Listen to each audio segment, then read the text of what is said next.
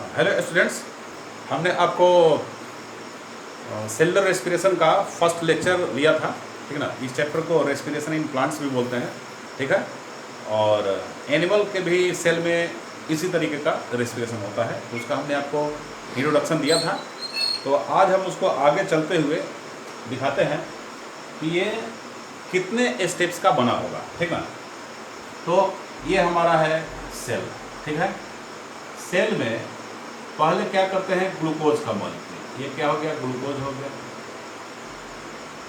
Glucose का एक molecule, ठीक है, या एक मोल बोल दीजिए, ग्लूकोज का 1 मोल या एक मॉलिक्यूल, ये जाएगा ग्लाइकोलिसिस में और बनाएगा पाइरुविक एसिड। क्या बनाएगा,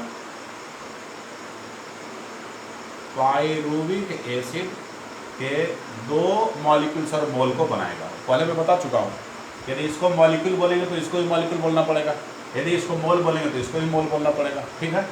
तो यहाँ पे हम मोल ही लिख दे रहे हैं आपको, मोल और 2 मोल, ठीक। नहीं भी लिखे तो मोल समझ लीजिए। अब पाइरुविक एसिड क्या होगा, पाइरुविक एसिड इंटर करेगा कहाँ पे, माइटोकॉन्ड्रिया। ध्यान से, ये पाइरुविक कहाँ इंटर करेगा, माइटोकॉन्ड्रिया में इंटर करेगा। और माइटोकॉन्ड्रिया में इंटर करके, माइटोकॉन्ड्रिया में क्रिस्टी होता है, आप लोग जानते हैं सभी लोग, ये माइटोकॉन्ड्रिया में इंटर कर रहा है।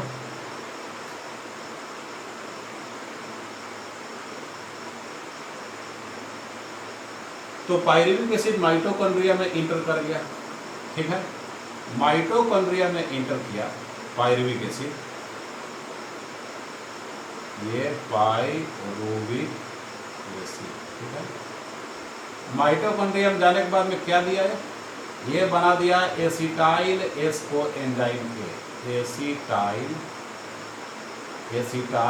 एस्को एंजाइम के, ठीक है। ये बनाया एसिटाइल, ऐसे लिखेंगे ACETYL, acetyl s co enzyme A, COA, ठीक है। अब एसिटाइल एस्कोएंजाइम ए ये चला जाएगा माइटोकॉन्ड्रिया के मैट्रिक्स में। कहाँ चला जाएगा, माइटोकॉन्ड्रिया के मैट्रिक्स में चला जाएगा। और क्या परफॉर्म करेगा, ये माइटोकॉन्ड्रियल मैट्रिक्स क्या है, माइटोकॉन्ड्रिया का ये मैट्रिक्स है। ये मैट्रिक्स डिफरेंट टाइप के मॉलिक्यूल से भरे रहते हैं, एसिड्स वगैरह रहता है काफ़ी ज़्यादा इसमें, और वाटर का रहता है सोल्यूशन, ठीक है। वाटरी सोल्यूशन मतलब एक्वस सोल्यूशन और डिफरेंट टाइप्स ऑफ कंपाउंड्स, जिसमें कि मोस्टली क्या भरे होते हैं, एसिड भरे होते हैं, ठीक है। अब ये एसिटाइल कोएंजाइम में जाएगा तो यहाँ से क्या प्रोड्यूस करेगा, ये CO2 प्रोड्यूस करेगा, ठीक है। बदले में क्या करेगा, ऑक्सीजन को भी लेगा, O2 को भी लेगा, ठीक है। और फिर प्रोडक्शन किसका करेगा, NADH2 का प्रोडक्शन करेगा और FADH2 का प्रोडक्शन करेगा। ध्यान से, ठीक है। अब NADH2 और NADH2 और FADH2 ये सभी जाएंगे इलेक्ट्रॉन ट्रांसपोर्ट में। कहाँ पे जाएंगे, इलेक्ट्रॉन ट्रांसपोर्ट में। डिफरेंट टाइप के इलेक्ट्रॉन कैरियर्स, ठीक है, वो इलेक्ट्रॉन ट्रांसफर का काम करेंगे। और फाइनली क्या करेगा, ये ऑक्सीजोम देख रहा है, क्रिस्टी से लगा हुआ क्या होता है, ऑक्सीजोम होता है। क्रिस्टी से लगा हुआ ऑक्सीजोम होता है। ये ऑक्सीजन क्या करता है, फाइनली ATP का प्रोडक्शन करता है। ATP के प्रोडक्शन होने में ऑक्सीजन इन्वॉल्व होता है, O2 क्या होता है, इन्वॉल्व होता है, याद रखिएगा O2। ये पूरा प्रोसेस है एक सेलुलर रेस्पिरेशन का। क्या देख रहे हैं, तो सेलुलर रेस्पिरेशन में ये वाला जो स्टेप है, इस स्टेप को बोलते हैं ग्लाइकोलिसिस। क्या बोलते हैं, ग्लाइकोलिसिस। और ये एक स्टेप का रिएक्शन नहीं होता है, ये 10 स्टेप का रिएक्शन है, इसलिए इसको ब्रेकिंग लाइन करके दिखा दीजिए। ब्रेकिंग लाइन मतलब कि सो मेनी स्टेप है, एक ही स्टेप में ऐसा नहीं हुआ है। ये ग्लाइकोलिसिस कहाँ होगा, ये साइटोसोल में होता है। कहाँ होता है, cytosol of the cytoplasm, cytoplasm के साइटोसोल में ऐसा होता है, ठीक है। शॉर्टली कहीं आपको बता देगा कि ओनली साइटोप्लाज्म में होता है, ठीक। साइटोप्लाज्म किस पार्ट में, साइटोसोल में, ठीक है ना। चलिए, तो ये तो ग्लाइकोलिसिस हो गया, फर्स्ट स्टेप ग्लाइकोलिसिस है, ठीक, ग्लाइकोलिसिस। और सेकंड स्टेप क्या दिख रहा है, ये जो स्पेस दिख रहा है इसको बोलते हैं पेरी माइटोकॉन्ड्रियल स्पेस और आउटर चैम्बर। ये क्या है, ये माइटोकॉन्ड्रिया का आउटर चैम्बर है, इसको क्या बोलते हैं, आउटर चैम्बर। और पेरी माइटोकॉन्ड्रियल स्पेस, पेरी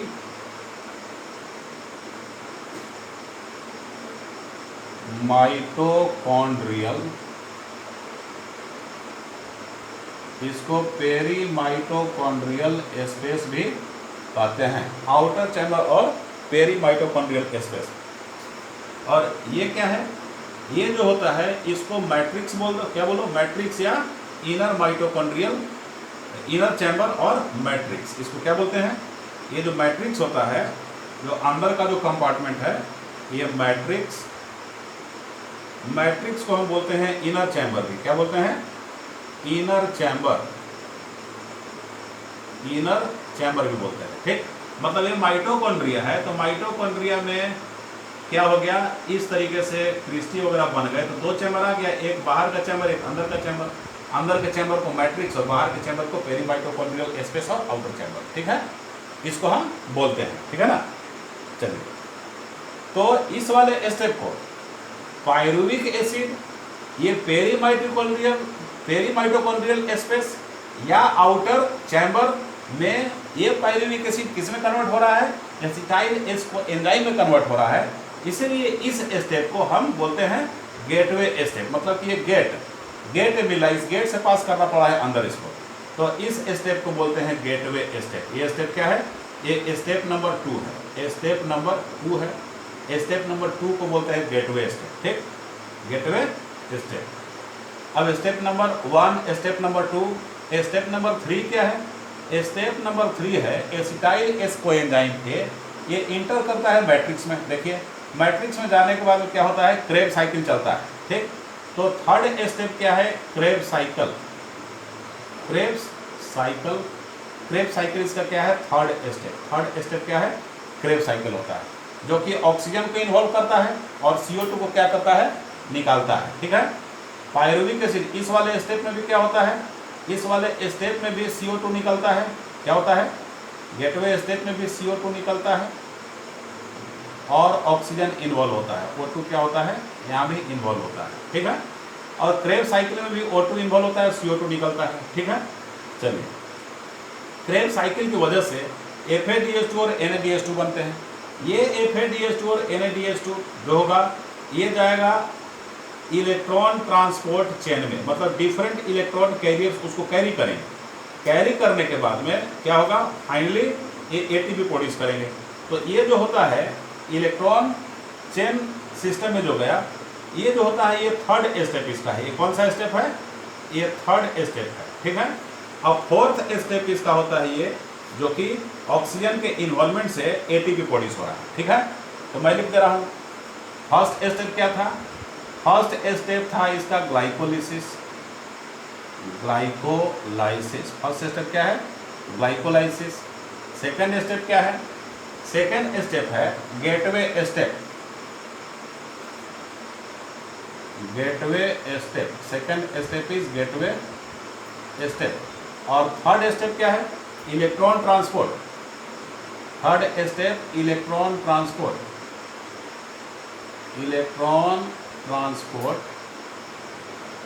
ये थर्ड स्टेप है। और फोर्थ स्टेप है ऑक्सीडेटिव फॉस्फोराइलेशन।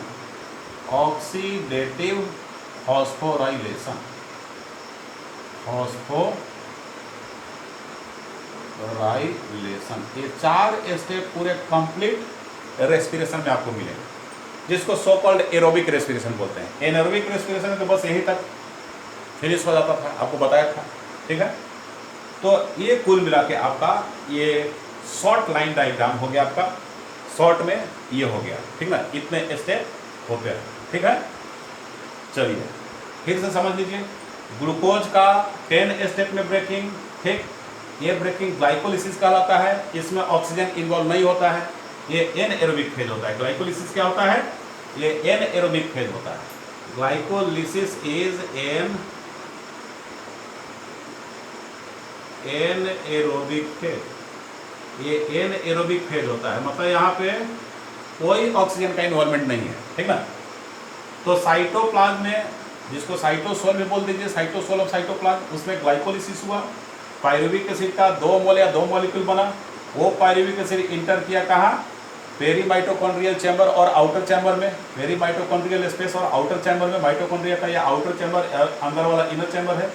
आउटर चैम्बर में गेटवे स्टेप हुआ, गेटवे स्टेप से pyruvic acid acetyl coenzyme A में कन्वर्ट हुआ, ठीक है, एसिटाइल एस कोएंजाइम ए में, एसिटाइल एस कोएंजाइम में अब इंटर करेगा मैट्रिक्स में, मैट्रिक्स में क्रेब साइकिल चलाएगा, क्रेब साइकिल की वजह से NADH2 और FADH2 बनेगा, ठीक है, फाइनली, और FADH2 इलेक्ट्रॉन ट्रांसपोर्ट में गया और इसके बाद में ATP का प्रोडक्शन हुआ, ठीक है। तो ये 4 स्टेप इसमें, ठीक। अब 1 बाय 1 हम लोग स्टडी करेंगे, क्या 1 बाय 1 स्टडी। तो 1 बाय 1 स्टडी में पहला क्या आता है, फर्स्ट आ जाता है ग्लाइकोलिसिस।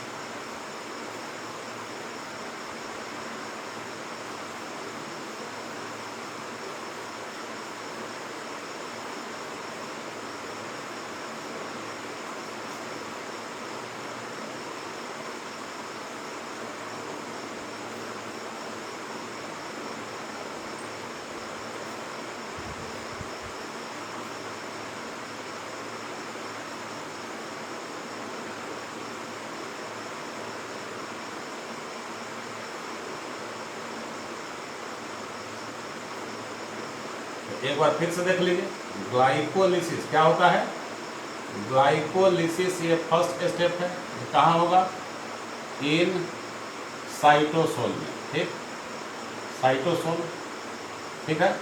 और साइटोसोल के बाद साइटोप्लाज्म लिख सकते हैं, क्योंकि बहुत जगह, कुछ जगहों पे साइटोप्लाज्म लिखा रहता है। तो साइटोसोल किसका होता है, साइटोप्लाज्म का ही होता है, ठीक है। सेकेंड स्टेप इसका क्या है, सेकेंड स्टेप है गेटवे स्टेप, गेटवे स्टेप। इस गेटवे स्टेप को हम बोलते हैं और लिंक रिएक्शन, क्या बोलते हैं, लिंक रिएक्शन, लिंक रिएक्शन। ये कहाँ होगा, in outer chamber of mitochondria, outer chamber of mitochondria, ये आउटर चैम्बर में होगा। और इसी आउटर चैम्बर को बोलते थे peri mitochondrial space, peri mitochondrial, peri mitochondrial space इसको बोलते थे। It is also known as peri mitochondrial space, gateway step. Gateway step के बाद थर्ड है क्रेब साइकिल, क्रेब्स साइकिल, ठीक। क्रेब साइकिल को हम बोलते हैं और TCA साइकिल, वो बताऊंगा, ट्राई कार्बोक्सिलिक एसिड साइकिल, ठीक है। तो क्रेब साइकिल होगा, कहाँ पे होगा, इन मैट्रिक्स, कहाँ पे होगा, मैट्रिक्स, मैट्रिक्स किसका, माइटोकॉन्ड्रिया का इनर चैम्बर, मैट्रिक्स को क्या बोलते हैं, और inner chamber, inner chamber, inner chamber किसका होता है, आउटर चैम्बर माइटोकॉन्ड्रिया का होता है, तो इनर चैम्बर भी माइटोकॉन्ड्रिया का होगा, इसलिए कहने की जरूरत नहीं कि इनर चैम्बर ऑफ माइटोकॉन्ड्रिया और outer chamber of mitochondria, all be understood है, ठीक है। तो इन मैट्रिक्स या इन इनर चैम्बर, ठीक। अब फोर्थ क्या होगा, फोर्थ जो होगा वो इलेक्ट्रॉन ट्रांसपोर्ट है, क्या है,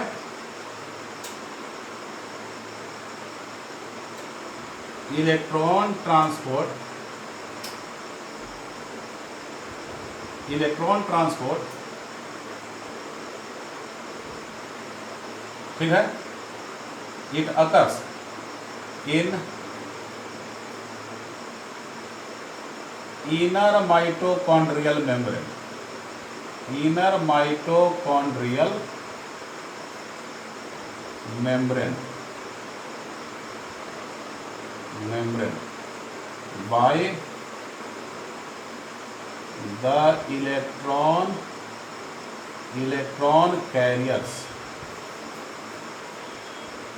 कैरियर्स प्रेजेंट, इलेक्ट्रॉन्स कैरियर जो प्रेजेंट होता है इन इट, इसके अंदर जो इलेक्ट्रॉन कैरियर्स होता है उसके द्वारा, ठीक है।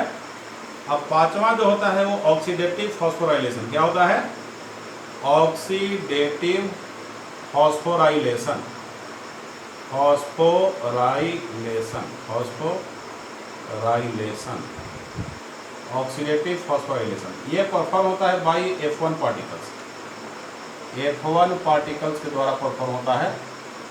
और F1 पार्टिकल्स को ऑक्सीजोन्स भी बोलते हैं, और ऑक्सीजोन्स क्या बोलते हैं? ऑक्सीजोन्स, OXYSONES, ऑक्सीजोन्स, ठीक है। ये आपके स्टेप हुए। कहीं कहीं फोर्थ और फिफ्थ स्टेप को एक साथ ही पढ़ाया जाता है, ठीक ना। वहाँ पे लिख दिया जाएगा electron transport and oxidative phosphorylation, ठीक है।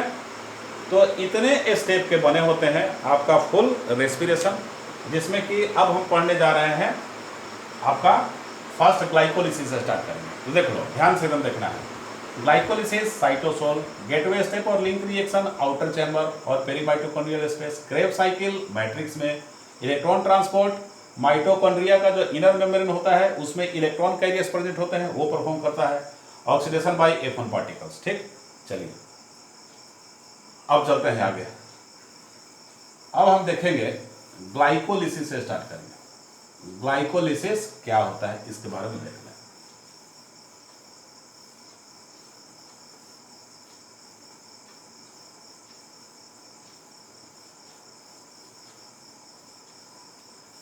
ग्लाइकोलिसिस,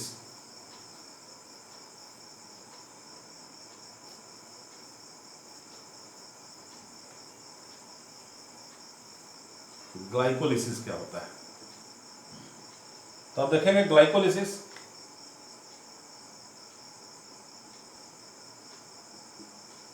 ग्लाइकोलिसिस ये दो वर्ड से बने हुए हैं। एक तो ग्लाइको, ग्लाइको मतलब ग्लूकोज, क्या हो जाएगा? ग्लूकोज, या सिंपल शुगर भी बोल सकते हैं इसको। और lysis, lysis means breaking, lysis means breaking, ठीक है। मतलब स्प्लिटिंग ऑफ ग्लूकोज, इसको क्या बोलेंगे? इस फेज में ग्लूकोज ब्रेक करता है, स्प्लिट करता है, स्प्लिटिंग ऑफ ग्लूकोज। ग्लूकोज क्या करता है? स्प्लिट करता है। तो स्प्लिटिंग ऑफ ग्लूकोज हो गया ग्लाइकोलिसिस, स्प्लिटिंग ऑफ ग्लूकोज, ठीक। ये क्या होता है? एन एरोबिक प्रोसेस, ये एन एरोबिक प्रोसेस होता है, ठीक। मतलब O2 इज नॉट इन्वॉल्व, इस फेज में O2 इन्वॉल्व नहीं होता। O2 is not involve in this phase, O2 involve नहीं होता, एन एरोबिक फेज होता है, ठीक है। एन एरोबिक फेज के बाद में अब हम देखते हैं कि इसको हम क्या बोलते हैं? EMP पाथवे भी बोलते हैं। It is also known as EMP pathway. ये EMP पाथवे है। EMP पाथवे मतलब कि इम्बेडेन, इसके डिस्कवरर थे इम्बेडेन, मेयरहॉफ एंड पार्नास, ये तीन इसके डिस्कवरर थे। तो इन तीनों के रेस्पेक्ट में इसको EMP पाथवे भी बोला गया, इम्बेडेन, मेयरहॉफ एंड पार्नास पाथवे। अब इसमें होता क्या है? One molecule, one glucose molecule, एक ग्लूकोज मॉलिक्यूल जो होता है, वन ग्लूकोज मॉलिक्यूल, ठीक है, produces two molecules of pyruvic acid, two molecules of pyruvic acid. Pyruvic acid का दो मॉलिक्यूल प्रोड्यूस होता है, एक ग्लूकोज का मॉलिक्यूल प्रोड्यूस करता है यहाँ पे, ठीक है। मतलब कि वन ग्लूकोज मॉलिक्यूल, यदि मॉलिक्यूल नहीं कहना चाहें तो मोल बोल दीजिए, one glucose molecule two molecule of pyruvic acid break करेगा, या one mole glucose two mole pyruvic acid produce करेगा, ठीक है। टू मोल पायरुविक एसिड क्या करेगा? प्रोड्यूस करेगा। तो प्रोड्यूस करेगा तो इसमें क्या होता है? ग्लूकोज दो फेज से, ओवरऑल देखते हैं कि इसमें ग्लूकोज दो फेज से गुजरता है, पास करता है। एक फेज है एनर्जी कंज्यूमिंग फेज और दूसरा है एनर्जी प्रोड्यूसिंग फेज, ठीक है। तो एनर्जी कंज्यूमिंग को एनर्जी स्पेंडिंग भी बोलते हैं। तो लिख लीजिए यहाँ पे ग्लूकोज क्या होता है?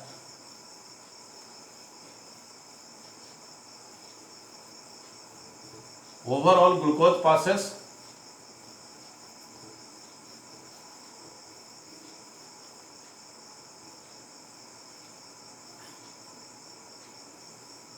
हम क्या लिखेंगे, ओवरऑल, इस फेज में ओवरऑल ग्लूकोज पासेस, ग्लूकोज पास करता है फ्रॉम टू फेजेस,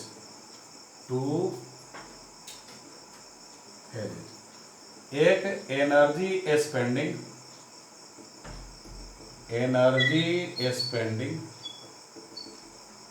और एनर्जी कंज्यूमिंग, जिसमें एनर्जी कंज्यूम करता है किस फॉर्म में, एटीपी के फॉर्म में, ठीक है। और दूसरा एनर्जी प्रोड्यूसिंग, एनर्जी प्रोड्यूस करता है किस फेज में, किस फॉर्म में, एटीपी के फॉर्म में। एनर्जी प्रोड्यूस, दोनों एटीपी के फॉर्म में होता है, एनर्जी प्रोड्यूसिंग। यहाँ एटीपी कंज्यूम होगा, यहाँ पे एटीपी प्रोड्यूस होगा, ठीक है। मतलब कि एटीपी यहाँ पे क्या होगा, यहाँ पे एटीपी का, एटीपी एडिनोसिन ट्राइफॉस्फेट, एटीपी का क्या होगा, एक्सपेंडिचर होगा, मतलब खर्च होगा, एटीपी खर्च होगा, लगेगा। और यहाँ पे एटीपी का क्या होगा, प्रोडक्शन होगा, production of ATP, production of ATP होगा। ये यहाँ एटीपी का क्या होगा, प्रोडक्शन होगा, ठीक।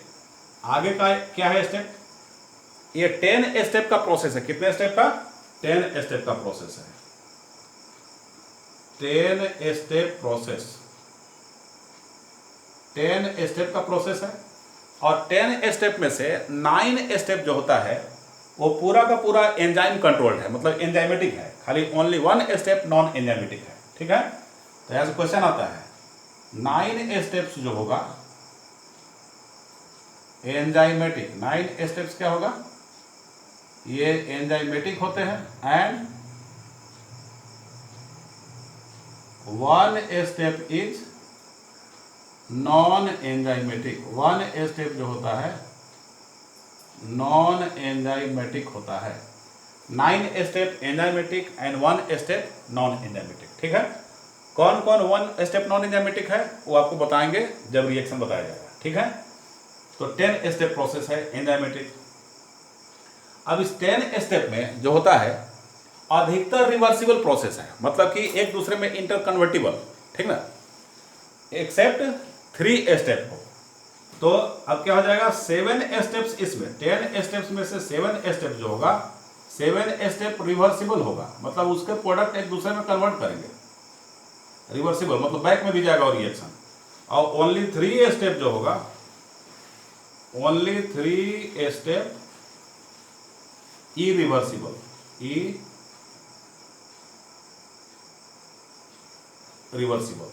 3 स्टेप कौन इरिवर्सिबल होगा, इसका फॉर्मूला याद कर लीजिए, 10-113, 10-113 याद कीजिएगा, ठीक है। तो सॉरी 10-113 नहीं,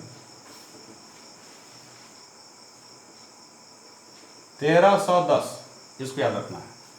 1310 मतलब कि फर्स्ट स्टेप, थर्ड स्टेप और 10th स्टेप, ये 3 स्टेप जो होते हैं क्या होते हैं, इरिवर्सिबल होते हैं। क्या होते हैं, 1310 means 1310, first step, third step and 10th step, ये 3 स्टेप जो होंगे इसमें क्या होंगे, इरिवर्सिबल होंगे। 3 स्टेप क्या होगा, इरिवर्सिबल होगा, तो इसको याद रखिएगा। अब हम क्या करते हैं, ट्राई करते हैं लिखने का। सारे पूरे ओवरऑल रिएक्शन को मैं ग्लाइकोलिसिस का लिख रहा हूं।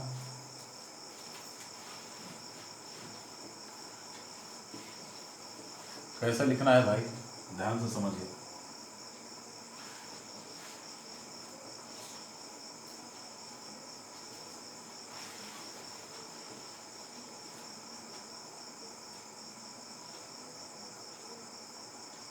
एकदम आराम से समझिए, ठीक ना।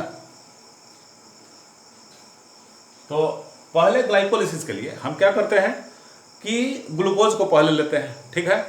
कोई जरूरी नहीं कि सर आदमी ग्लूकोज ही खाए, प्लांट्स में तो ग्लूकोज ठीक है, समझ में आता है, ठीक है, लेकिन आदमी ग्लूकोज ही खाए कोई जरूर नहीं है। तो ग्लूकोज ना खाए तो पहले कार्बोहाइड्रेट से स्टार्ट कीजिए। तो कार्बोहाइड्रेट क्या होगा, कार्बोहाइड्रेट, चाहे जो भी हो, चाहे प्लांट हो या एनिमल हो, प्लांट होगा तो उसमें स्टार्च होगा, ठीक, एनिमल होगा तो क्या होगा, सुक्रोज हो जाएगा, उसमें चीनी खा सकता है, डायरेक्ट ग्लूकोज खा सकता है, ठीक है, ये होगा, या स्टार्च को भी खा सकता है, ठीक है। तो इसका कन्वर्जन पहले ग्लूकोज में हो जाएगा, किसमें कन्वर्जन हो जाएगा, ग्लूकोज में पहले होगा, और वो एंजाइम जो है, वो एंजाइम क्या है, इन्वर्टेज, इन्वर्टेज एंजाइम पहले ग्लूकोज में कन्वर्ट करेगा। This is not the step of glycolysis. Glycolysis का पहला स्टेप ग्लूकोज से स्टार्ट होता है, तो ये ग्लूकोज का पहले वाला स्टेप हो गया, ठीक है, इसको याद रखिएगा, ठीक, कि इन्वर्टेज एंजाइम इसको ग्लूकोज में कन्वर्ट करेगा। अब चलते हैं हम ग्लाइकोलाइसिस के स्टेप लिखने, ठीक है। तो ग्लाइकोलिसिस का जो स्टेप है, 10 स्टेप का रिएक्शन होता है, ध्यान से। अब मैं यहां शुरू करता हूं, यहां से देखिए, यहां लिखा हमने ग्लूकोज, ठीक है, ग्लूकोज, ठीक है ना। अब ग्लूकोज क्या है, ग्लूकोज को एक्टिवेट करने की जरूरत पड़ती है। ग्लूकोज को एक्टिवेट करना मतलब कि उसको एनर्जी देना है, एनर्जी देंगे तब रिएक्शन में टेक पार्ट करेगा, ठीक है। तो ग्लूकोज को एक्टिवेट हम करते हैं, देखिए ये फर्स्ट रिएक्शन हो गया। फर्स्ट रिएक्शन क्या बताया था, 13-10 याद रखिएगा। फर्स्ट स्टेप जो होता है इरिवर्सिबल होता है, तो ये चेंज कर जाएगा आपको ग्लूकोज 6 फॉस्फेट में, किसमें, ग्लूकोज 6 फॉस्फेट, ग्लूकोज 6 फॉस्फेट में क्या करेगा, चेंज कर जाएगा, ग्लूकोज 6 फॉस्फेट, ठीक है, ग्लूकोज 6 फॉस्फेट। कैसे चेंज करेगा, तो एटीपी क्या करेगा, एनर्जी लेगा ना, तो एनर्जी कहां से लेगा, एटीपी से लेगा। तो एनर्जी ये एटीपी से लिया एडिनोसिन ट्राइफॉस्फेट से, जिसमें कि एक फॉस्फेट ग्रुप इसमें जुड़ गया तो ग्लूकोज 6 फॉस्फेट बना। तो अब ये बन गया एडीपी में एडिनोसिन डाइफॉस्फेट में कन्वर्ट हो गया ये एटीपी, ठीक है, तो ग्लूकोज 6 फॉस्फेट बन गया, ठीक है। यहां पे जो एंजाइम एक्ट किया उसको बोलते हैं हेक्सोकाइनेज, क्या बोलते हैं, उस एंजाइम को बोलते हैं हेक्सोकाइनेज, ठीक। अब यहां पूछा जाएगा इस स्टेप को कि ये स्टेप जो है क्या कहलाएगा, तो इसको बोलते हैं एक्टिवेशन ऑफ ग्लूकोज, ठीक।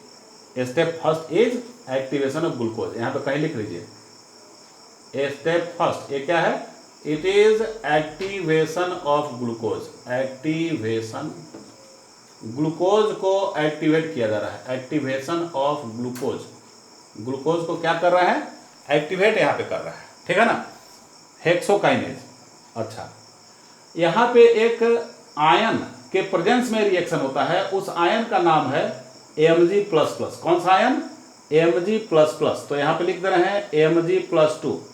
एक क्वेश्चन आता है कि इस रिएक्शन को एक्टिवेट करने के लिए एक एंजाइम तो हेक्सोकाइनेज और प्लस एक मिनरल आयन की भी जरूरत पड़ती है, तो उस मिनरल आयन का नाम बताओ, तो क्या बोलेंगे, Mg+2, ठीक है। Mg+2 के प्रेजेंस में क्या होगा, ये रिएक्शन होगा, ठीक है। तो स्टेप 1 को एक्टिवेशन ऑफ ग्लूकोज बोलते हैं, और इसको फर्स्ट फॉस्फोराइलेशन बोलते हैं। क्यों, क्योंकि ये रिएक्शन फॉस्फोराइलेशन ही तो है। Phosphorylation means addition of phosphate group, तो हम फॉस्फेट ग्रुप को ग्लूकोज में ऐड कर रहे हैं, तो ऐड कर रहे हैं तो क्या हो जाएगा, फॉस्फोराइलेशन हुआ, तब तो ग्लूकोज 6 फॉस्फेट बना।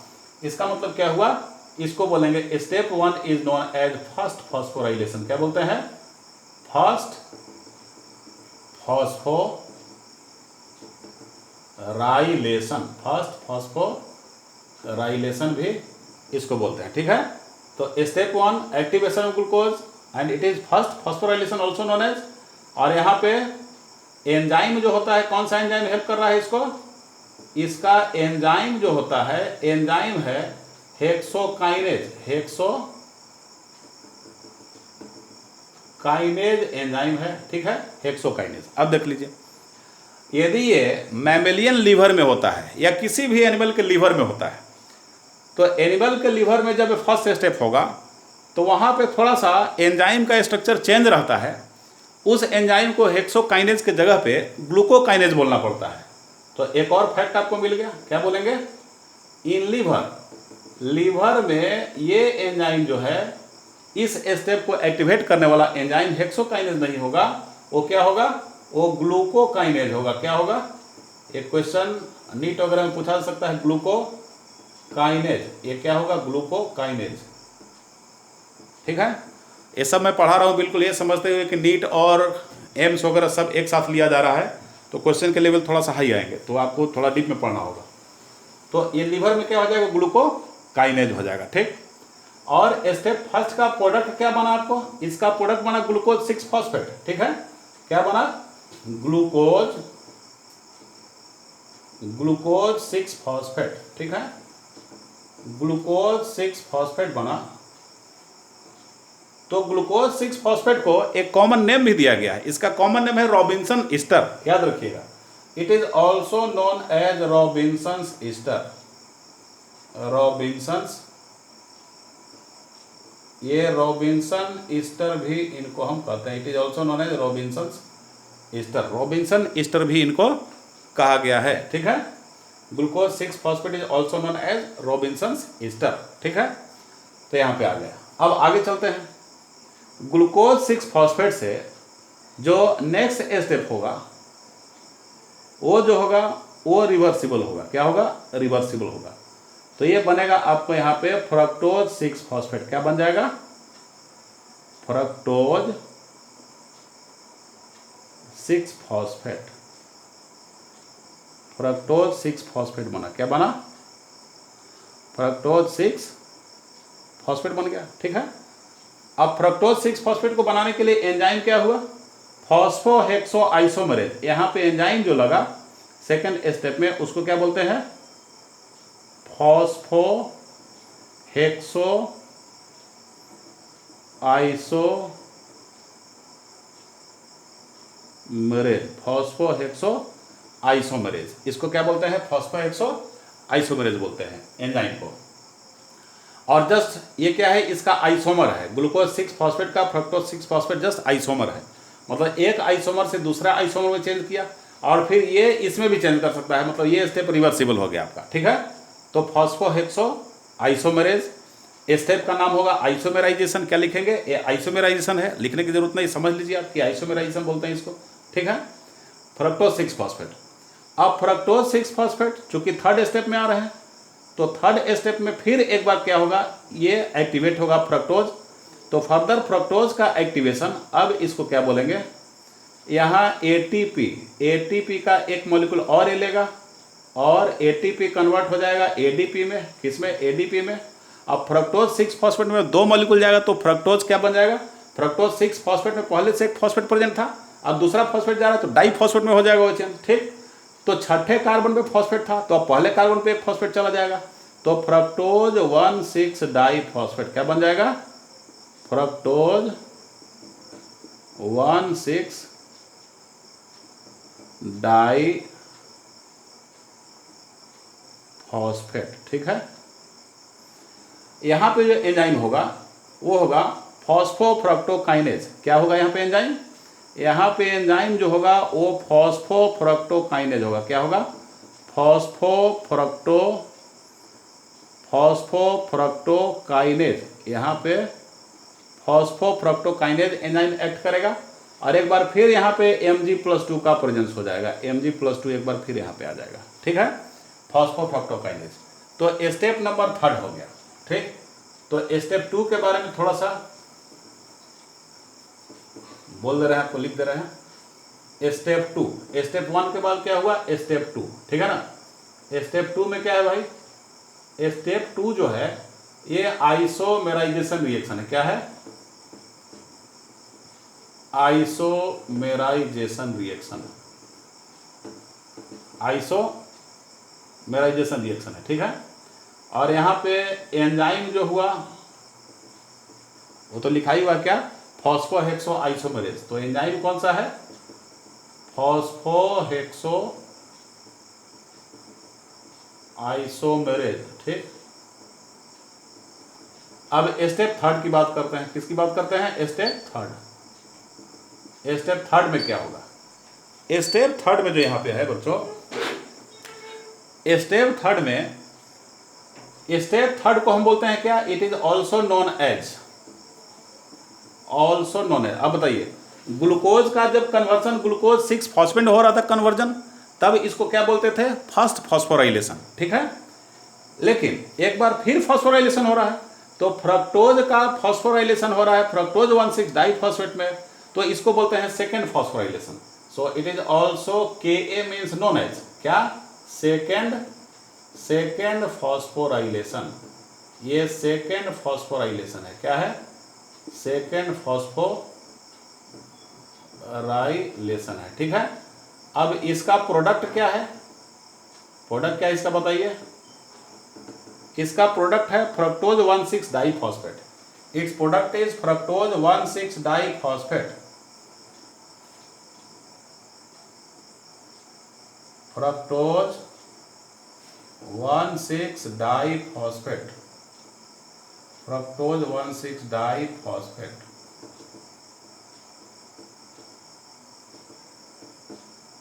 Fructose 1,6 diphosphate. फ्रक्टोज 1,6 डाइफॉस्फेट को भी एक कॉमन नेम देते हैं यहाँ पे, ऑल्सो नोन एज। इसको क्या बोलते हैं? It is also known as. इसको हम क्या बोल सकते हैं? ऑल्सो नोन एज क्या? Neuberg's ester. Robinson ester glucose 6 phosphate था, इसको न्यूबर्ग्स ईस्टर भी बोलते हैं। न्यूबर्ग्स ईस्टर, न्यूबर्ग्स ईस्टर, ठीक। तो फ्रक्टोज 1,6 डाइफॉस्फेट ये क्या हो गया? न्यूबर्ग्स ईस्टर हो गया। अच्छा, फ्रक्टोज 1,6 डाइफॉस्फेट। एक और होता है देखिएगा ग्लूकोज, ग्लूकोज 1,6 डाइफॉस्फेट, जो कि यहाँ पे नहीं है, लेकिन चूंकि नाम आगे तो लिख दे रहे हैं। ग्लूकोज 1,6 डाइफॉस्फेट कहीं देखेंगे आप, डाइफॉस्फेट, ग्लूकोज 1,6 डाइफॉस्फेट, इसका भी एक नाम है, इसको हार्डी एंड यंग्स ईस्टर बोलते हैं। ये ग्लाइकोलिसिस का प्रोडक्ट नहीं है, लेकिन एक्स्ट्रा आपको बता दे रहे हैं। इसको क्या बोलते हैं? Hardy and Young's ester. Hardy and Young's ester इसको बोलते हैं। तो ये first step, second step, third step हो गया, ठीक है। फर्स्ट स्टेप और थर्ड स्टेप इरिवर्सिबल, और 10th स्टेप भी इरिवर्सिबल। चलिए, थर्ड स्टेप हमारा हो गया। थर्ड स्टेप के बाद में अब फोर्थ स्टेप, ठीक है। फोर्थ स्टेप लिखते हैं। फोर्थ स्टेप में क्या होगा? यहाँ पे अल्डोलेज एंजाइम एक्ट करेगा। क्या करेगा? अल्डोलेज। यहाँ पे क्लीवेज रिएक्शन क्या होता है? क्लीवेज, क्लीवेज ऑफ 1,6 डाइफॉस्फेट होगा। कौन से एंजाइम के प्रेजेंस में? अल्डोलेज एंजाइम के प्रेजेंस में, ठीक है। कौन सा एंजाइम आएगा? अल्डोलेज, अल्डोलेज। अल्डोलेज एंजाइम के प्रेजेंस में फ्रक्टोज 1,6 डाइफॉस्फेट क्या करेगा? ब्रेक करेगा, स्प्लिट करेगा। जब स्प्लिट करेगा तो स्प्लिट करने के बाद क्या हो जाएगा? ये बनाएगा आपको 3-फॉस्फोग्लिसरॉल्डिहाइड। क्या बनाएगा? 3-फॉस्फोग्लिसरॉल्डिहाइड, ग्लिसरॉल्डिहाइड, 3-फॉस्फोग्लिसरॉल, यहाँ पे डिहाइड लिख दो, 3-फॉस्फोग्लिसरॉल्डिहाइड। और क्या प्रोड्यूस करेगा? Plus dihydroxy acetone phosphate, dihydroxy acetone phosphate, dihydroxy acetone phosphate. अब देख लो, फ्रक्टोज 6 कार्बन का है, तो 6 कार्बन का है तो ये 3 कार्बन का, और डाईहाइड्रोक्सी एसीटोन फॉस्फेट भी 3 कार्बन का बनेगा, ठीक है। इसको शॉर्ट में हम बोलते हैं PgAl। क्या बोलते हैं? 3-PgAl, 3-फॉस्फोग्लिसरॉल्डिहाइड। और ये क्या है? DIHAP। इसको याद करने का तरीका, ट्रिक बता रहे हैं। पागल दिहाफ, याद रखना, पागल दिहाफ, ठीक है। पागल क्या होता है? हाफ माइंड का होता है, आधा दिमाग का। तो पागल दिहाफ ऐसे याद रखिएगा। हालांकि दिहाफ है नहीं है, दिहाप है, तो हाफ को हाफ भी बोल सकते हैं। और ये पगाल है तो पगाल को आप पागल बोल दो, ठीक है। तो पागल दिहाफ ऐसा बोल सकते हैं, ठीक। तो क्लीवेज हो गया। क्लीवेज होने के बाद में ये क्या करता है, ये ब्रेक कर गया, 2 मॉलिक्यूल ब्रेक कर जाएगा। ये भी एक दूसरे में इंटर कन्वर्टिबल होते हैं, एक दूसरे में इंटरचेंज करते रहते हैं, ठीक है ना। तो ये भी इंटरचेंज करके कहाँ चला जाएगा, ये भी इंटरचेंज करके अब फाइनली क्या बना लेगा, फाइनली आपको PgAl ही बना लेगा। क्या बना लेगा, PgAl ही बनाएगा। तो 3PgAl बनाएगा, ठीक। तो 3PgAl बनाएगा। यहाँ पे आइसोमेरेज एंजाइम एक्ट करेगा। क्या एंजाइम एक्ट करेगा, आइसोमेरेज एंजाइम एक्ट करेगा। तो DIHAP अपने ही आइसोमर PgAl में कन्वर्ट हो जाएगा। तो अपने आइसोमर PgAl में कन्वर्ट होगा। तो एक PgAl पहले से प्रेजेंट था और एक PgAl और आ गया। तो अब यहाँ पे क्या हो जाएगा, 2 मोल्स हो जाएंगे ना। क्या हो जाएंगे यहाँ पे, 2 मोल्स ऑफ 3PgAl बन जाएगा, ठीक है, याद रखिएगा, 2 मोल्स ऑफ 3PgAl। तो अब स्टेप 2, स्टेप 3, स्टेप 4 के बारे में थोड़ा सा यहाँ पे लिख दिया जाए। क्या स्टेप 4 के बारे में लिखेंगे भाई,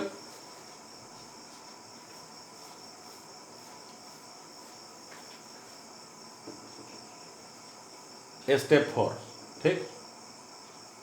ये जो स्टेप 4 है, स्टेप 4, ये स्टेप 4 क्या है, स्टेप 4 जो होता है यहाँ पे क्लीवेज, यहाँ क्या हो रहा है, cleavage means splitting, cleavage of fructose 1,6 diphosphate, fructose 1,6 diphosphate का क्या हो रहा है, क्लीवेज हो रहा है, ठीक है ना, क्लीवेज हो रहा है, ठीक। चलिए अब देखते हैं स्टेप 1, स्टेप 2, स्टेप 3, ठीक है। इस तीनों स्टेप को यहां से लेके यहां तक, इस तीनों स्टेप को, स्टेप 1 से लेके 3 तक, इसको हम प्राइमरी रिएक्शन भी बोलते हैं। क्या बोलते हैं इसको, primary reaction. It is also known as primary reaction. ये प्राइमरी रिएक्शन है, प्राइमरी रिएक्शन। और देखिए यहां पे क्या है, ग्लूकोज एनर्जी को खर्च कर रहा है, ATP इन्वॉल्व हो रहा है, इसलिए इसको एनर्जी स्पेंडिंग फेज भी बोलते हैं। तो क्या लिखेंगे यहाँ पे, from step 1 to step 3, step 1 से लेके स्टेप 3 को हम क्या बोलते हैं, प्राइमरी रिएक्शन भी बोलते हैं। It is also known as primary reaction. Reaction लिख दे रहा हूँ, रिएक्शन, ठीक है, ऐसे REACTION होता है। तो प्राइमरी रिएक्शन हो गया। तो स्टेप 1 2 3 प्राइमरी रिएक्शन, ठीक। ये प्राइमरी रिएक्शन क्या है, यही एनर्जी स्पेंडिंग है। क्या है, एनर्जी स्पेंडिंग फेज यही होता है, एनर्जी स्पेंडिंग होता है, एनर्जी को खर्च कर रहा है, ठीक है। अब चलिए आगे चलते हैं, आगे चलते हैं क्या कि PgAl, ठीक, 3-फॉस्फोग्लिसरॉल्डिहाइड, 3-फॉस्फोग्लिसरॉल्डिहाइड को क्या होगा, अब ध्यान से, 3-फॉस्फोग्लिसरॉल्डिहाइड को एक H3PO4 मॉलिक्यूल को दे देंगे। यहाँ पे H3PO4 का 2 मोल, कितना, 2 मोल H3PO, क्योंकि 1 मोल से 1 तो 2 मोल से 2, तो H3PO4 दे दिया, ठीक है। H3PO4 दिया मतलब कि फॉस्फेट ग्रुप को इंक्लूड किया। तो अब क्या बन जाएगा, डाई PgAl बन जाएगा। डाई मतलब कि 1,3 डाईफॉस्फो 1,3 डाईफॉस्फो ग्लिसरॉल्डिहाइड, ग्लिसरॉल्डिहाइड 1,3 डाईफॉस्फोग्लिसरॉल्डिहाइड बन जाएगा। अब यहाँ पे इस स्टेप को देखिए, कौन सा स्टेप है, first step, second step, third step, fourth step, ठीक है। फोर्थ के बाद क्या है, फिफ्थ स्टेप, ये 6 नंबर का स्टेप आपका है। तो 6 नंबर का स्टेप जो देख रहे हैं, ये स्टेप ओनली सिंगल स्टेप है। जो मैं बता रहा था आपको कि 10 स्टेप में 9 स्टेप एंजाइमेटिक है और ओनली 1 स्टेप नॉन एंजाइमेटिक होता है। तो कौन सा ओनली 1 स्टेप है, ये है 6th स्टेप। 6th स्टेप जो होता है, ये 6ठे नंबर का स्टेप है। It is non enzymatic step है, ठीक है। स्टेप 4, स्टेप 4 में क्या है देखिए, first step, second step, third step, fourth step, ठीक है। फोर्थ स्टेप के बाद में फिफ्थ स्टेप, ये फिफ्थ स्टेप था, यहाँ पे 5वां स्टेप लिख लीजिए। स्टेप 5 जो होता है क्लीवेज ऑफ 1,6 डाइफॉस्फेट है। Step 1 2 3 primary reaction, energy spending. तो ये कौन सा स्टेप हो जाएगा, ये फर्स्ट, सेकंड, थर्ड, फोर्थ और ये फिफ्थ और ये 6 स्टेप जो हो जाएगा ये नॉन एंजाइमेटिक स्टेप हो जाएगा, ठीक है ना। तो 6 स्टेप जो होगा क्या लिखेंगे, 6 स्टेप इज नॉन एंजाइमेटिक, ठीक। यहाँ से क्वेश्चन कई बार पूछ चुका है कि कौन सा नॉन एंजाइमेटिक स्टेप है, तो स्टेप का नाम लिखा रहेगा। अल्डिहाइड से एसिड को कन्वर्ट करने वाला स्टेप, कि अल्डिहाइड को ही फॉस्फोराइलेज करने वाला स्टेप, अल्डिहाइड से 1,3 डाइफॉस्फोग्लिसरॉल्डिहाइड बनाने वाला स्टेप। तो याद रखिएगा इस स्टेप में 3 फॉस्फोग्लिसरॉल्डिहाइड का कन्वर्जन 3 फॉस्फोग्लिसरॉल्डिहाइड जो होगा, 3 फॉस्फोग्लिसरॉल्डिहाइड ये कन्वर्ट करेगा किस में, ये कन्वर्ट करेगा आपको 1,3 डाइफॉस्फोग्लिसरॉल्डिहाइड में, 1,3 डाइफॉस्फोग्लिसरॉल्डिहाइड,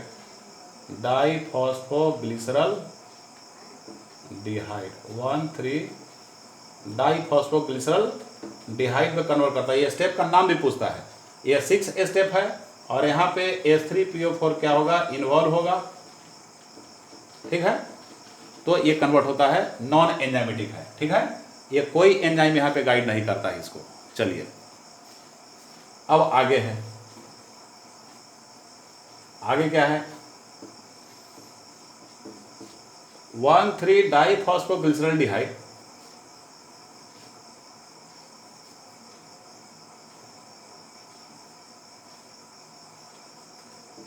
अब बताइए 1,3 डाइफॉस्फोग्लिसरॉल्डिहाइड, क्या आप जानते हैं कि अल्डिहाइड का ऑक्सीडेशन होता है तो क्या बनता है, एसिड में कन्वर्ट होता है, ठीक। ऑक्सीडेशन मतलब क्या होगा, डिहाइड्रोजिनेशन। तो यहाँ पे एक NAD क्या होगा, एक NAD प्लस, यहाँ से क्या बनाएगा, NADH2 बना लेगा, ठीक है। मतलब कि हाइड्रोजन को आपने निकाल दिया, तो हाइड्रोजन को निकाल दिया मतलब क्या हुआ, ऑक्सीडेशन स्टेप हो गया। क्या हो गया, ये ऑक्सीडेशन हो गया। आपने क्या किया, उसको ऑक्सीडाइज कर दिया। तो ऑक्सीडेशन कर दिया तो क्या बन जाएगा, 1,3 डाइफॉस्फोग्लिसरिक एसिड, 1,3 डाइफॉस्फो क्या बन गया, ग्लिसरिक, 1,3 डाइफॉस्फोग्लिसरिक एसिड बन गया, ठीक है। और एंजाइम क्या आ गया, एंजाइम डिहाइड्रोजिनेस। कौन सा एंजाइम, डिहाइड्रोजिनेस, फॉस्फोग्लिसरोडिहाइड्रोजिनेस। कौन सा एंजाइम, एंजाइम यहाँ पे फॉस्फोग्लिसरोडिहाइड्रोजिनेस, या खाली डिहाइड्रोजिनेस भी बोल सकते हैं, फॉस्फोग्लिसरोडिहाइड्रोजिनेस यहाँ पे एंजाइम एक्ट करेगा, ठीक है। अच्छा, जब फॉस्फोग्लिसरोडिहाइड्रोजिनेस एंजाइम एक्ट करेगा तो अब यहाँ पे क्या देख रहे हैं कि एक और प्रोसेस होगा। अब इस प्रोसेस में क्या होगा कि इससे एक ATP निकलेगा। देखिए यहाँ पे एक ATP निकला, यहाँ से एक ATP क्या हो गया, एक ATP यहाँ से एक फॉस्फेट ग्रुप को ले लिया। कौन ले लिया, ADP ने क्या किया, एडिनोसिन डाइफॉस्फेट ने क्या किया, इसके एक फॉस्फेट को निकाल लिया, तो ये खुद कन्वर्ट हो गया ATP में, ठीक। क्योंकि 2-2 मोल हम लेते चले जा रहे हैं, सबका 2-2 मोल लेके चले जा रहे हैं, तो 2 मोल्स, यहाँ भी 2 मोल्स, तो 2 ADP 2 ATP में कन्वर्ट होगा, याद रखिएगा 2 ATP में। तो अब एक किस में चेंज हो जाएगा, डाइफॉस्फो में से एक फॉस्फेट ग्रुप निकाल रहे हैं आप, तो क्या हो जाएगा, 3 फॉस्फोग्लिसरिक एसिड। क्या बन जाएगा, 3 फॉस्फोग्लिसरिक एसिड, 3 फॉस्फोग्लिसरिक एसिड में क्या होगा, कन्वर्ट हो जाएगा, ठीक है, 3 फॉस्फोग्लिसरिक एसिड। अब 3 फॉस्फोग्लिसरिक एसिड के बाद में यहाँ पे एंजाइम जो होगा फॉस्फोग्लिसरो ट्रांसफॉस्फोराइलेज, यहाँ पे कौन सा एंजाइम एक्ट करेगा, फॉस्फोग्लिसरो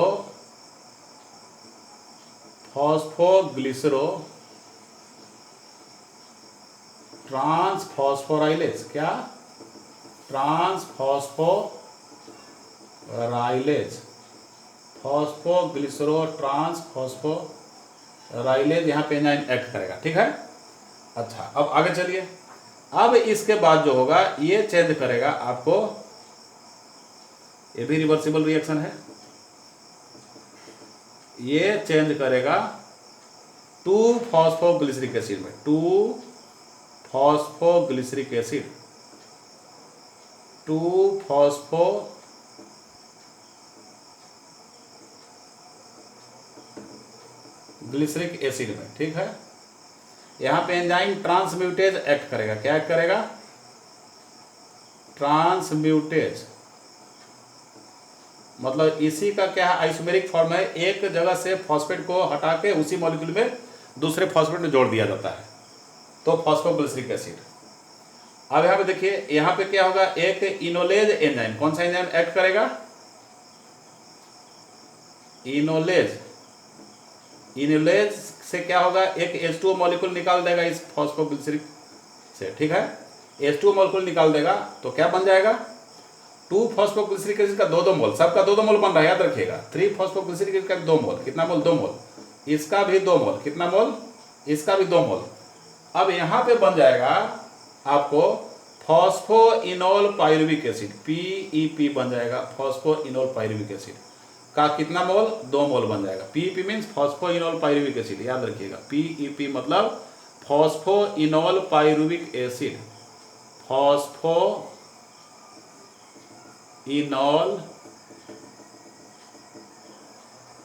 पाइरुविक एसिड, ठीक है, PEP। अब PEP से क्या होगा, अब बन जाएगा पाइरुविक एसिड, PA मैं लिख दे रहा हूं, पाइरुविक एसिड। क्यों? क्योंकि यहां से एक ADP मॉलिक्यूल, मतलब 2 के लिए 2 ADP molecule, 2 ADP adenosine diphosphate, एक एक मॉलिक्यूल को लेकर निकलेगा तो ये 2 ATP में कन्वर्ट हो जाएगा। किस में कन्वर्ट हो जाएगा? 2 ATP में। तो 2 मोल्स ऑफ पाइरुविक एसिड बना लिया। कितना मोल बना लिया? 2 मोल्स ऑफ पाइरुविक एसिड बना लिया, ठीक है। तो यहाँ पे काइनेज एंजाइम, पाइरुवेट काइनेज, कौन सा एंजाइम? काइनेज हम लिख दे रहे हैं, लेकिन पूरा काइनेज को आप लोग पाइरुवेट काइनेज, पी काइनेज लिख दे रहा हूं मैं। क्या? P kinase. पी काइनेज मतलब कि phosphoenol pyruvic acid, 2 mole of phosphoenol pyruvic acid, ये क्या हो जाएगा, इसमें 2 ADP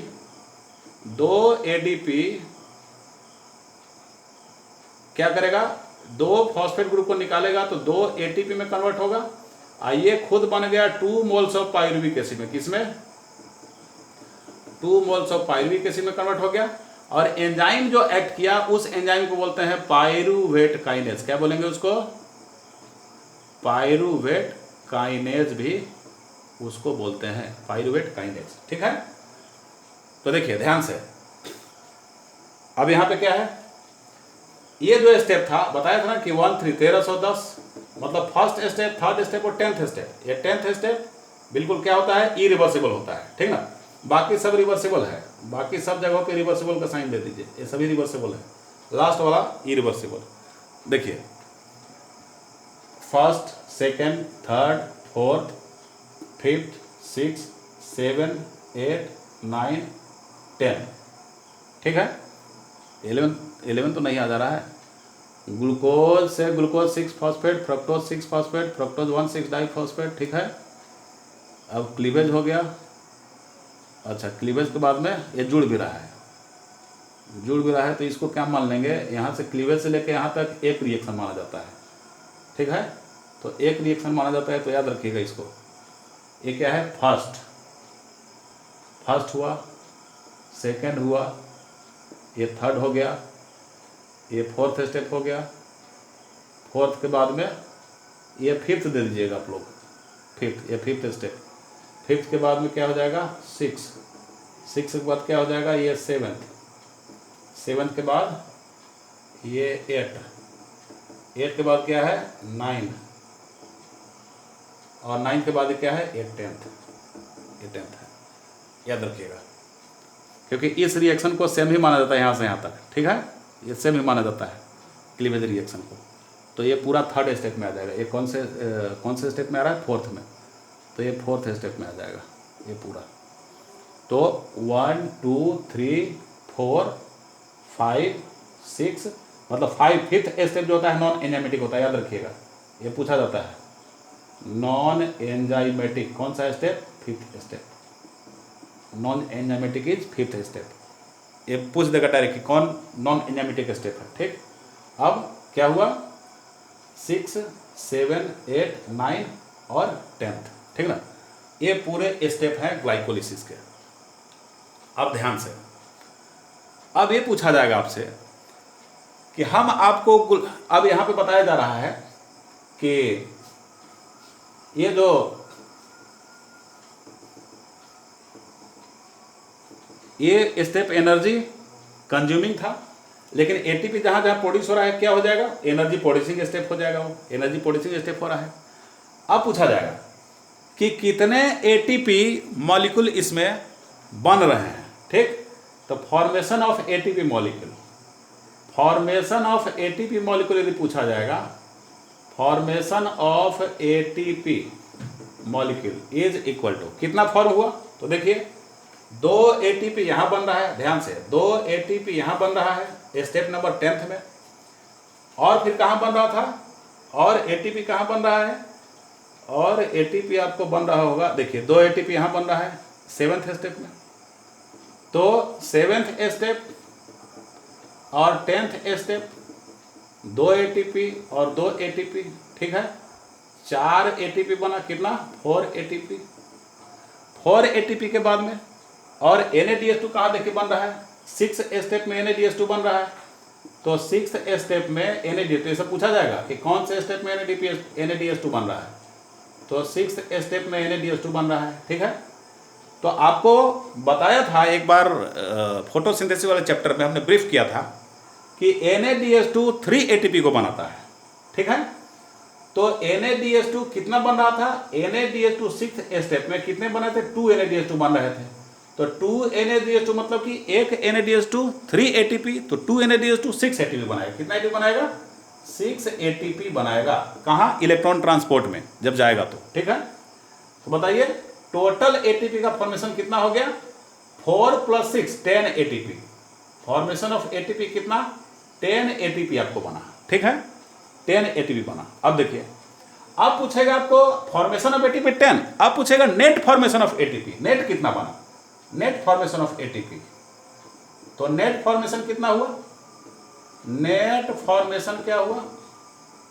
तो नेट फॉर्मेशन देखिएगा 10 तो आपको इधर से आ रहा है, और एक ATP यहां कंज्यूम हो गया, एक ATP यहां कंज्यूम हो गया। फर्स्ट स्टेप में और थर्ड स्टेप में कंज्यूम हो रहा है एक और एक 2 ATP का, तो क्या हो जाएगा? 10 - 2 = 8 ATP। क्या हो जाएगा? 8 ATP का नेट फॉर्मेशन हो रहा है, 8 ATP का net formation.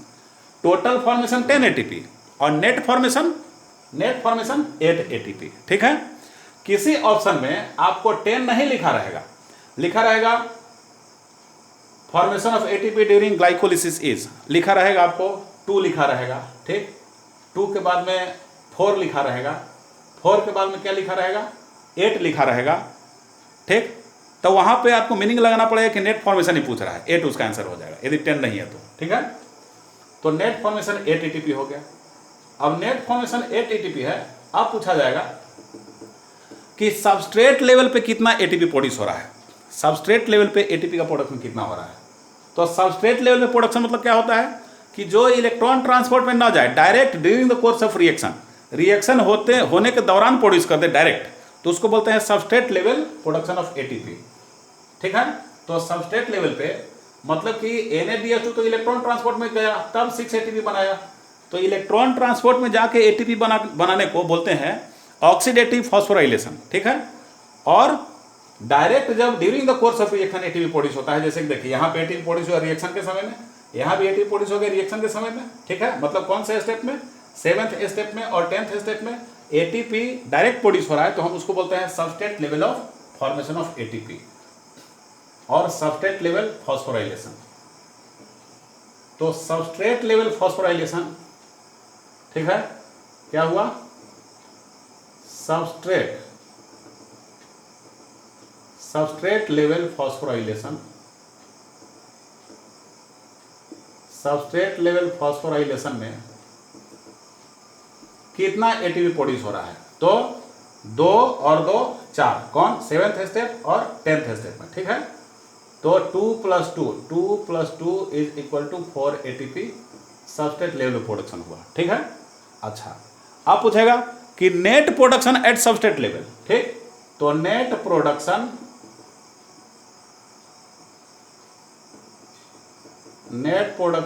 Eight substrate level, net production at substrate level, net production at substrate level, net production at substrate, net production at substrate level, substrate level पे net production कितना हो जाएगा। तो net देखेंगे तो 4 तो यहाँ प्रोड्यूस हो रहा था और 2 यहाँ खर्च हो जा रहा था, थर्ड स्टेप में और फर्स्ट स्टेप में 2 खर्च हो जा रहा था। तो 4 - 2 क्या हो जाएगा, 4 - 2 मतलब 2 ATP। तो नेट प्रोडक्शन कितना का हुआ, 2 ATP का सबस्ट्रेट लेवल पे हुआ, याद रखिएगा 2 ATP का क्या हुआ, सबस्ट्रेट लेवल पे नेट प्रोडक्शन हो गया। ठीक है। अच्छा, अब पूछेगा how many are the ATP formed by glycolysis during electron transport system. तो इलेक्ट्रॉन ट्रांसपोर्ट सिस्टम से तो NADH2 प्रोड्यूस कर रहा है तो 6 ATP हो जाएगा। मतलब ETS ग्लाइकोलिसिस में इलेक्ट्रॉन ट्रांसपोर्ट सिस्टम से, ठीक है, कितने ATP प्रोड्यूस हो रहे हैं, तो 6 ATP। कितने, 6 ATP प्रोड्यूस हो रहे हैं NADH2 की वजह से, क्योंकि एक NADH2 3 ATP, 2 NADH2 3 × 2 6 ATP। ठीक, तो ये क्वेश्चन है। अब पूछा जाएगा आपसे कि यदि कोई आदमी फैट खाता है तो फैट का क्या ग्लाइकोलिसिस होगा, यहाँ से क्वेश्चन भी पूछा जाता है, फैट का ग्लाइकोलिसिस होगा। तो फैट में देखिए 2 पार्ट होते हैं, एक ग्लिसरॉल होगा, एक फैटी एसिड होगा। तो ग्लिसरॉल, फैट में जो एक पार्ट ग्लिसरॉल है, ग्लिसरॉल का ग्लाइकोलिसिस होता है, फैटी एसिड का ग्लाइकोलिसिस नहीं होता। तो उसको याद रखिएगा, यहां से क्वेश्चन आ जाएगा।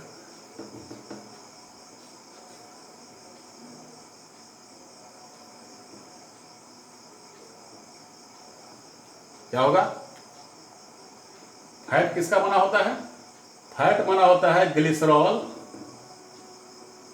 ग्लिसरॉल प्लस क्या, फैटी एसिड का, ग्लिसरॉल प्लस फैटी एसिड का ये बना हुआ है फैटी एसिड का। तो ग्लिसरॉल जो होता है ये ग्लाइकोलिसिस में जाता है, किस में जाता है, ग्लाइकोलिसिस में जाएगा। और फैटी एसिड कहां जाएगा, फैटी एसिड जाता है बीटा ऑक्सीडेशन में, किस में जाएगा, बीटा ऑक्सीडेशन में जाएगा, बीटा ऑक्सीडेशन। ठीक है, इसको बीटा ऑक्सीडेशन बोलते हैं। अब ग्लिसरॉल जो है, ग्लिसरॉल कहां से इंटर करेगा ग्लाइकोलिसिस में, ध्यान से देखिएगा। तो ग्लिसरॉल इंटर करता है ग्लाइकोलिसिस में from the path of DIHAP, यहां से इंटर मारेगा, एंट्री मारेगा। क्यों, कि ग्लिसरॉल जो होता है ये ग्लिसरॉल 3 कार्बन का कंपाउंड है और इसको इजिली कन्वर्ट किया जा सकता है DIHAP में, क्योंकि DIHAP 3 में जो होता है 3 कार्बन का कंपाउंड है। तो पूछा जाएगा, क्या बताएंगे, ग्लिसरॉल इंटर्स द ग्लाइकोलिसिस फ्रॉम कौन से step, from the 4th step, 4th step से इंटर करता है और from the step of DIHAP, DIHAP में कन्वर्ट होकर तब वो इंटर करता है। ठीक ना, DIHAP से तब वो इंटर करेगा कहाँ, ग्लाइकोलिसिस में इंटर करेगा। ठीक है, तो ये हो गया। और फैटी एसिड क्या होगा, बीटा ऑक्सीडेशन में जाएगा, बीटा ऑक्सीडेशन के बाद फिर कहाँ चला जाएगा, सीधे क्रेब साइकिल में घुसेगा। बीटा ऑक्सीडेशन के बाद में एक क्रेब साइकिल में इंटर करता है। ठीक है, अब आपको क्वेश्चन पूछा जाएगा कि ग्लूकोज के जगह पे आपको फ्रक्टोज यदि खिला दिया जाए, तो फ्रक्टोज खिला दिया जाएगा तो क्या सेम प्रोड्यूस होगा एनर्जी कि कुछ कम प्रोड्यूस होगा। तो बोले कि फ्रक्टोज कहाँ है सर, तो फ्रक्टोज जो होता है सो ये फ्रक्टोज 6 फॉस्फेट यहाँ पे है। तो फ्रक्टोज 6 फॉस्फेट है तो 2 यहाँ 1 ATP तो कम हो जाएगा, तो 1 ATP माइनस करते चले जाएंगे। ऐसा दिमाग मत लगाइएगा, फ्रक्टोज और ग्लूकोज देंगे तो कोई डिफरेंस नहीं, ATP के अमाउंट और सारा प्रोसेस सेम रहेगा, बस 1 स्टेप कम हो जाएगा। ठीक है, ग्लूकोज लेंगे तो 10 स्टेप में, फ्रक्टोज लेंगे तो 9 स्टेप में पूरा होगा। कैसे, देखिए, जो यहाँ फ्रक्टोज 6 फॉस्फेट में कन्वर्ट कर रहे हैं तो ग्लूकोज 6 फॉस्फेट फ्रक्टोज हम रख लेंगे, क्या रख लेंगे, यहाँ फ्रक्टोज रख लेंगे। अब फ्रक्टोज को 1 ATP का मॉलिक्यूल देंगे तो फ्रक्टोज 6 फॉस्फेट में चेंज हो जाएगा। ठीक, तो ATP यहाँ न लेके फ्रक्टोज यहाँ से ATP लेगा। ठीक है, मतलब ग्लूकोज 6 फॉस्फेट के जगह पे अब आपको फ्रक्टोज 6 फॉस्फेट से स्टार्ट करना होगा यदि फ्रक्टोज खाएंगे तो। फ्रक्टोज मतलब फ्रूट शुगर, हनी में फ्रक्टोज मिलता है, मध में, हनी में। ठीक है, तो फ्रक्टोज वाला रिएक्शन ग्लूकोज 6 फॉस्फेट मतलब कि स्टेप 2 से स्टार्ट होगा। स्टेप 2 में क्या होगा, सीधा यहाँ ग्लूकोज 6 फॉस्फेट की जगह पे आप फ्रक्टोज लिखिए, फ्रक्टोज जो होगा फ्रक्टोज 6 फॉस्फेट में कन्वर्ट होगा। कैसे कन्वर्ट होगा भाई, 1 ATP मॉलिक्यूल से 1 फॉस्फेट को लेके, तो यही रिएक्शन तो एक एटीपी का यहाँ पे यूज हो जा रहा है, ठीक है। ग्लूकोज के जगह पे एटीपी का यहाँ पे यूज होता था और फ्रक्टोज के जगह पे एटीपी यहाँ पे यूज होगा। तो बस खाली एक रिएक्शन कम आपका हुआ है, बाकी सारा प्रोसेस सेम है। एनर्जी में कोई चेंज नहीं आया है, एटीपी के प्रोडक्शन में कोई चेंज नहीं आया है, ठीक है, याद रखिएगा। मीन्स फ्रक्टोज में ओनली, यदि फ्रक्टोज लेते हैं तो ओनली 9 स्टेप में प्रोसेस पूरा होगा। फ्रक्टोज में क्या होगा, ओनली 9 स्टेप, और ग्लूकोज में 10 स्टेप, फ्रक्टोज में 9 स्टेप्स, ठीक, 9 स्टेप्स। तो ये है। और दूसरा बता रहे हैं, प्रोटीन जो है, प्रोटीन ग्लाइकोलिसिस में इंटर नहीं करता, एक पॉइंट लिख लीजिएगा। फैट में क्या हुआ, फैट में only glycerol, fatty acid, beta oxidation में फैटी एसिड, आपको ग्लाइकोलिसिस नहीं जाता। अब प्रोटीन में कोई भी पार्ट ग्लाइकोलिसिस में इंटर नहीं करता, वो सीधा जाएगा सीधा जाएगा क्रेब्स साइकिल में ऑक्सीडेशन होते हुए, ठीक ना, बीटा ऑक्सीडेशन नहीं, दूसरे तरह का। तो प्रोटीन भी क्या होगा, प्रोटीन का भी नो ग्लाइकोलिसिस, प्रोटीन का भी कोई ग्लाइकोलिसिस नहीं होता, याद रखिएगा इस चीज को। तो ये ग्लाइकोलिसिस आपका पूरा हुआ। आज इतना ही है, बाकी नेक्स्ट क्लास में। Thank you.